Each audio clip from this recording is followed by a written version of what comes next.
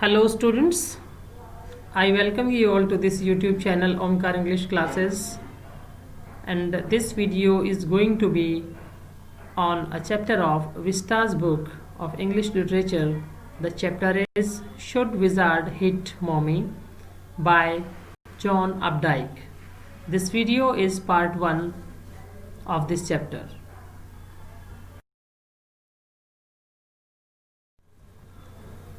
Before we read the story, here is a story about the world view of a little child and the difficult moral question she raises during the story session with her father. In the evenings and for Saturday nap, like today's, Jack told his daughter Jo a story out of his head. This custom began when she was 2. Was itself now nearly 2 years old, and his head felt empty. Each new story was a slight variation of a basic tale.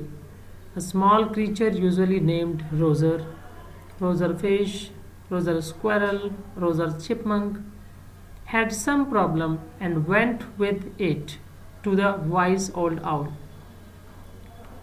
The owl told him to go to the wizard, and the wizard performed a magic spell that solved the problem, demanding in payment a number of pennies greater than the number that Roser creature had,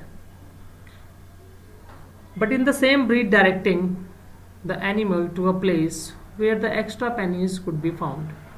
Then Roser was so happy he played many games with other creatures and went home to his mother just in time to hear the train whistle that brought his daddy home from Boston. So a little girl, her name is Jo, she is habitual of listening the stories every Saturday from her father. जो एक छोटी बच्ची है और जब वो 2 साल की थी तब से हर सैटरडे को अपने पापा की गोद में लेटकर उनसे कहानियाँ सुन के तब सोती थी वो। उसके पापा को भी 2 साल हो गए लगातार कहानियाँ सुनाते हुए। दिमाग अब खाली होने लगा था उसका, अब बाकी कहानियाँ कहाँ से बनाऊँ। वो अपने दिमाग से अपनी ही कहानी बना के उसको सुनाता था। हर बार जो भी कहानी सुनाता था एक ही तरह की कहानी में वेरिएशन ला ला के उसको सुनाते थे। एक स्मॉल क्रीचर होता था उसमें, उसका नाम यूजुअली रोज़र होता था। कभी वो रोज़र फिश बता देता था, कभी रोज़र स्क्वायरल, कभी रोज़र चिपमंक। उसको कुछ ना कुछ प्रॉब्लम हुआ करती थी और वो एक वाइस ओल्ड आउल के पास जाया करता था, एक बुद्धिमान बूढ़ा उल्लू।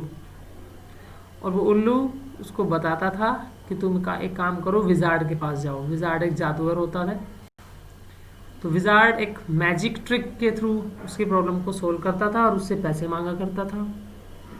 वो उतने पैसे मांगता था जितने पैसे उस पर नहीं होते थे, रोज़र के पास नहीं होते थे। और रोज़र क्रीचर को फिर वो एक जगह बताया करता था कि वहाँ चले जाओ, वहाँ तुम्हें पैसे मिलेंगे। तो रोज़र बड़ा खुश होता था, फिर बहुत सारे गेम्स खेला करता था दूसरे क्रीचर्स के साथ में, और अपनी मामा के पास घर जाया करता था टाइम से, जब उसको ट्रेन की विसल सुनाई दिया करती थी कि उसके पापा घर आ गए।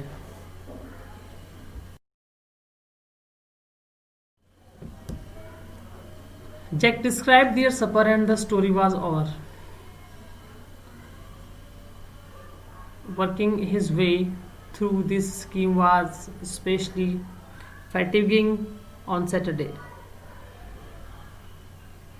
तो जैक अपने भोजन को डिस्क्राइब किया उसने और स्टोरी ख़त्म हुई, कहानी ख़त्म हो जाती थी। और इस तरीके से काम करते करते उसको सैटरडे को बड़ा थकाऊ फील होने लगा था, क्योंकि जो को कभी नींद नहीं आती थी। अब इस एक तरह की कहानियाँ, एक ही तरह का सॉल्यूशन। और उसके पापा को ये पता था कि राइट सीम्स फ्यूटाइल, कि संस्कार भी इसके बेकार होते जा रहे हैं। ये लड़की मानती नहीं है किसी की बात। The little girl not so little any more, क्योंकि अब तो वो इतनी छोटी नहीं रही. She bums her feet made under the covers, मतलब वो जो रज़ाई थी उनकी कवर था उसमें डबल बेड पे सेट हो जाती थी वो. व्हेन शी वॉज सिक, जब वो बीमार थी तो वो उनको उसको नैपिंग किया करते थे, उसको सुलाया करते थे. Had at last arrange her self, आखिरकार वो खुद को अरेंज कर लेती थी. And from the way her fat face deep, तकिए के ऊपर अपना जो मोटा सा सर रख के रखती थी वो. In the sunlight shifting through the drawn shades, shade से जहाँ से सनलाइट सीधी आती थी. It did not seem fantastic that some magic would occur, मतलब ये कोई कल्पना नहीं थी, कल्पना नहीं लगती थी कि कुछ जादू होगा. And she would take her nap like an infant of 2, और वो 2 साल के बच्चे की तरह अपनी नैपिंग मतलब नींद लिया करती थी. उसका ब्रदर बॉबी, वो 2 साल का था and already asleep with his bottle, वो अपनी बॉटल लेके सो रहा था. जैक ने पूछा, who shell the story be about today, आज किसके बारे में स्टोरी होगी, किसके बारे में कहानी सुनाऊं. जो ने स्क्वीज किया अपनी आईज को, आंखें थोड़ी बंद की उसने, स्माइल करके बोला रोजर. आंखें खोली और her eyes open, her mother's blue skunk, वो स्कंक वाली स्टोरी सुनाओ, उसने बड़ा निश्चित होकर बोला. वो new animal they must talk about skunk at nursery school में हम बात किया करते थे. Having a fresh hero momentarily stirred Jack to creative enthusiasm, एक नया हीरो मिला उसको और जैक को कहानी सुनाने की हिम्मत आ गई. All right, once upon a time in the deep dark woods there was a tiny little creature by the name of Roger Skunk and he smelled very bad. ठीक है, एक बार कहीं पर एक छोटा सा क्रीचर रहता था, उसका नाम रोजर स्कंक था और उसमें से बहुत बुरी बदबू आया करती थी.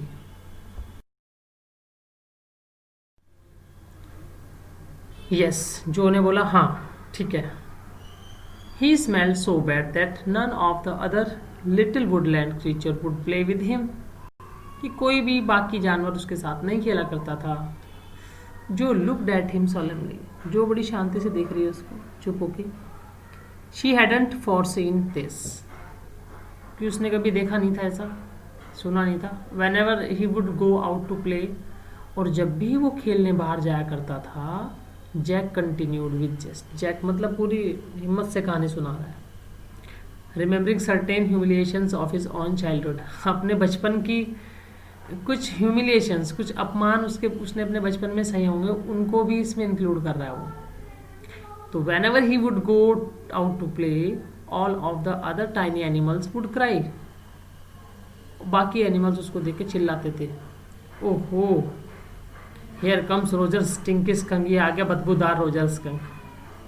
And they would run always run away and Roger Skunk would stand there all alone, वो सब भाग जाते थे, रोजर स्कंक वहाँ अकेला रह जाता था. And 2 little round tears would fall from his eyes, आंखों से आंसू पड़ते थे. The corners of Joe's mouth drop down, जो कि मुंह के कॉर्नर नीचे हो जाते थे. And her lower lip bent forward as he traced with a forefinger along the side of her nose, of course of one of Roger skunk's tears, और अपने आंसुओं को साफ किया करता था बड़े दुख के साथ में वो. Won't he see the owl? She asked, मतलब जो ने एकदम पूछा, अब वो उल्लू के पास नहीं जाएगा. Asked in a high and faintly roughened voice, तेज आवाज में बोला. Sitting on the bed beside her, अब उसके पास में बेड पे बैठे हुए, Jack felt the cover tug as her leg switched tensely. अब जैक को लगा कि भाई मतलब उसको टेंशन हो गई है और कवर फंसा हुआ सा लगा उसको, क्योंकि बड़ा ही उसको अपने टांगों में वो टेंशन दिखाई दे रही है, क्योंकि जब नया सॉल्यूशन ढूंढना पड़े तो माइंड थोड़ा डिस्टर्ब हो जाता है. He was pleased with this moment, और वो बड़ा खुश था इस पल को लेके. He was telling her something true, क्योंकि वो उसको इस बार कुछ सच्ची कहानी सुना रहा था. हो सकता है खुद खुद पे आधारित हो. समथिंग शी मस्ट नो, कुछ ऐसा जो उसको जरूर जानना चाहिए. And had no wish to hurry on. But downstairs a chair scraped and he realized he must get down to help Claire paint the living room woodwork. और सीढ़ियों से नीचे चेयर खिसक रही थी, चेयर का स्क्रैप था. And उसको महसूस हुआ कि उसको नीचे जाना चाहिए और क्लेयर को पेंट में, लिविंग रूम में जो वुडवर्क पे पेंट कर रहा है उसमें उसको हेल्प करनी चाहिए.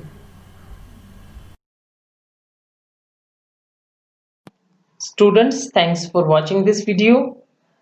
Please don't forget to subscribe and share this channel and press the bell icon if not pressed. Students, one by one and slowly I will prepare important videos on this YouTube channel to make you understand more and more about grammar.